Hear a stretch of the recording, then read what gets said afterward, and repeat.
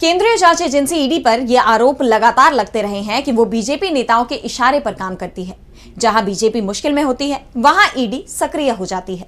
लेकिन इस बार supreme court में एक दिलचस्प मामला पहुंचा। ईडी की तरफ से सुप्रीम कोर्ट में याचिका दायर की गई और बीजेपी शासित राज्य से केस ट्रांसफर करने की डिमांड की गई, जिसे लेकर सुप्रीम कोर्ट ने ईडी को ही जमकर फटकार लगा दी।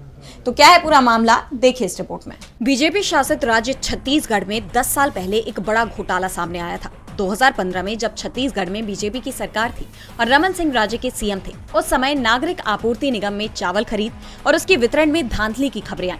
मामले में जल्दी ही ईडी की एंट्री हो गई और अब ईडी का कहना है कि छत्तीसगढ़ का क्रिमिनल जस्टिस सिस्टम जांच को प्रभावित कर रहा है। बीजेपी शासित राज्य में गवाहों को धमकाया जा रहा है और ईडी पर भी राजनीतिक दबाव बनाने की कोशिश हो रही है। ईडी की मांग है कि इस केस को नई दिल्ली में पीएमएलए के तहत स्पेशल कोर्ट में ट्रांसफर किया जाए। इसके अलावा इस मामले में नए सिरे से ट्रायल भी चलाया जाए।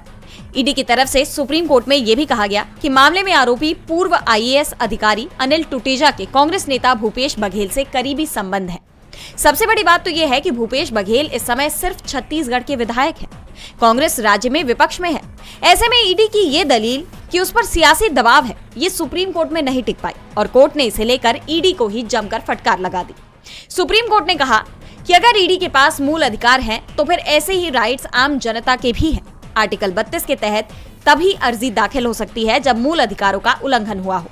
यह हैरानी की बात है कि ईडी जैसी एजेंसी ने सरकार की एजेंसियों के खिलाफ ही अर्जी दाखिल की है। सबसे बड़ी बात तो यह है कि इस बार ईडी की अर्जी राज्य की बीजेपी सरकार के खिलाफ थी, लेकिन कोर्ट के सख्त रुख को देखते हुए ईडी ने अपनी याचिका को वापस ले लिया, क्योंकि ईडी की कोशिश आरोपी को सिर्फ परेशान करने की दिखाई दे रही थी।